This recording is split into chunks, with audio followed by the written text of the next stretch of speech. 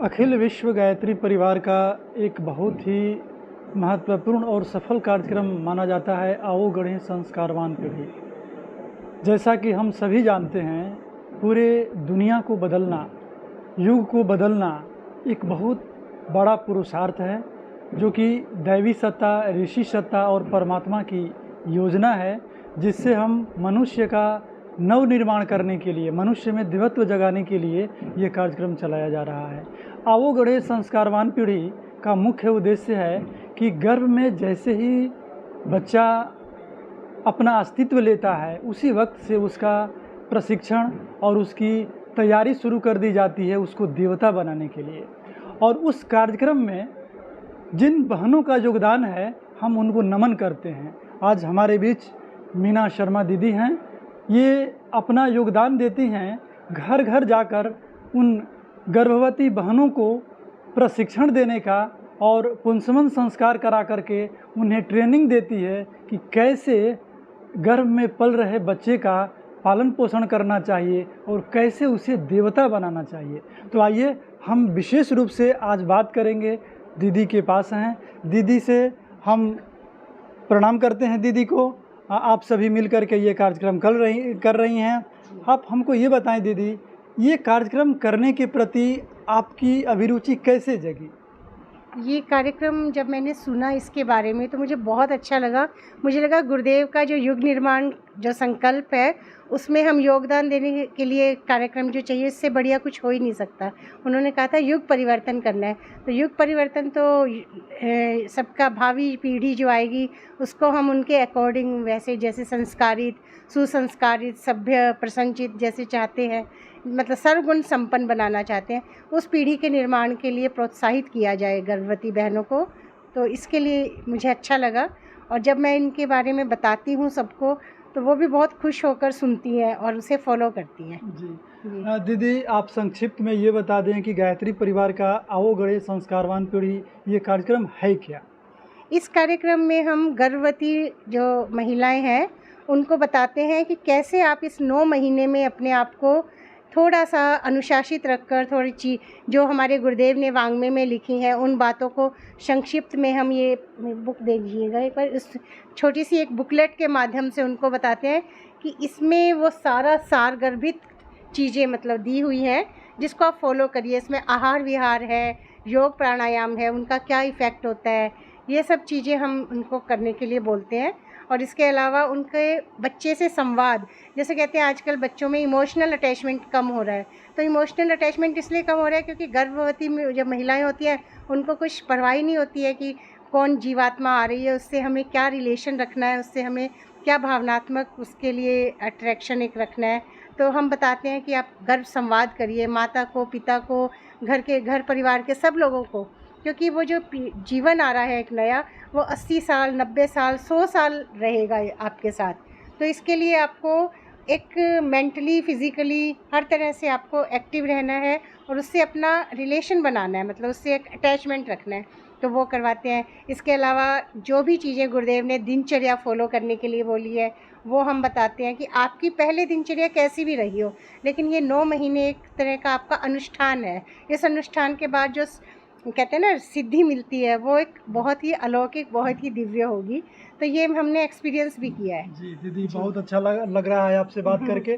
दीदी, हम जानना चाहते हैं कि कुछ बहनें, माताएं अब इस कार्यक्रम से अपने आप को जोड़ना चाहती होंगी, उनको जानकारी नहीं है, अब वो चाहती हैं कि इस कार्यक्रम से अपने आप को जोड़ें, तो उनको क्या करना चाहिए? कैसे अप्रोच करें गायत्री परिवार से?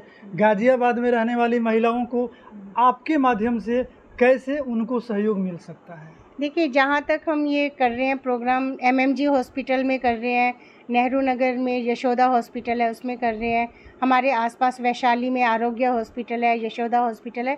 इसके अलावा हम 1 to 1 भी, जैसे जहाँ भी कोई प्रोग्राम होते हैं, कीर्तन होते हैं, यज्ञ होते हैं, या फिर रामायण के पाठ, मतलब हम कोशिश करते हैं जहाँ कहीं जन समूह है वहाँ ये मैसेज ज़रूर देते हैं कि ऐसा एक प्रोग्राम है, आप हमसे मिलिए। हमारे पैम्फलेट हम बाँटते हैं, तो कोशिश करते हैं जहाँ तक ये पहुँच पाए प्रोग्राम, क्योंकि ये हमारा यही उद्देश्य है कि कोई भी बच्चा बिना इस प्रोग्राम के नहीं आए इस धरती पे। अब जी दीदी, हम कोशिश करेंगे इस चैनल के डिस्क्रिप्शन में दीदी का हम नंबर दे दें, ताकि आप सभी संपर्क करके और आप इस कार्यक्रम में अपनी सहभागिता कर सकें और आप लोगों को भी बता सकें कि गर्भोत्सव संस्कार कैसे करवाया जाता है। दीदी, अब हम ये जानना चाहते हैं कि आपकी प्लानिंग, आपकी योजना आगे चल कर के पूरे गाज़ियाबाद में आप लोग सक्रिय हैं, क्या योजना है, कैसे सक्रिय हो रही हैं, आप इसके बारे में थोड़ा बताएं। देखिए, ये प्रोग्राम को पूरा एक बहुत जन समूह तक, मतलब जन जन तक पहुंचाने के लिए हमें कार्यकर्ता बहनों की आवश्यकता है। तो अभी हम धीरे धीरे अपनी टीम बना रहे हैं। पहले हम 2-3 बहनें काम करती थी, आज हमारी टीम में 6 से 7 बहनें हैं। हम चाहते हैं और ज़्यादा इनको ये ट्रेनिंग, एक 15 दिन का कोर्स होता है, ये वो ज़्यादा से ज़्यादा, मतलब पहले तो खुद को नॉलेज हो, खुद को हम जागरूक रखें, तभी तो हम दूसरों को जागरूक करेंगे।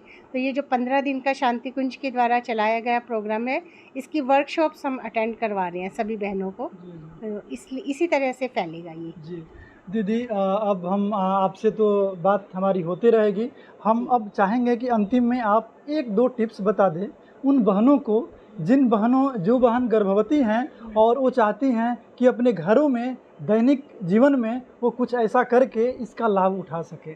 देखिए, मैं तो बस इसके 5 स्टेप्स मानती हूँ, अगर ये वो फॉलो कर ले। एक होती है दिनचर्या।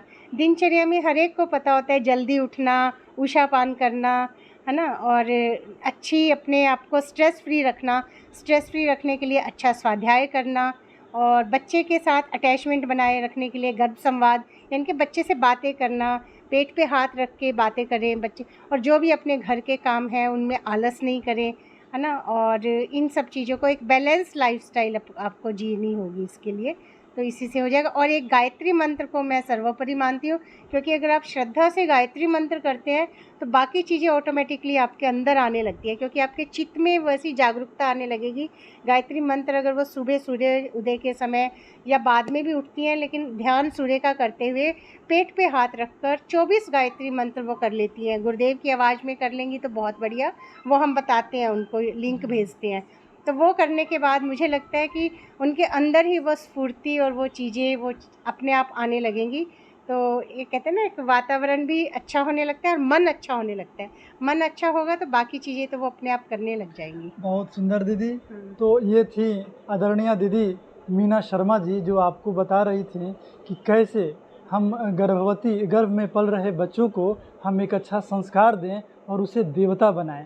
आप सभी से निवेदन है, गायत्री परिवार का, अखिल विश्व गायत्री परिवार का जो कार्यक्रम है, आओ गढ़ें संस्कारवान पीढ़ी, इस कार्यक्रम में आप सभी भी अपना योगदान दें। यदि आप सक्रिय कार्यकर्ता बनना चाहती हैं तो भी संपर्क करें गायत्री परिवार से, और यदि आप गर्भवती महिला हैं तो आप अपने बच्चों को देवता बनाने के लिए, एक अच्छे संस्कारवान बच्चे को जन्म देने के लिए आप इस कार्यक्रम से अपने आप को ज़रूर जोड़ें।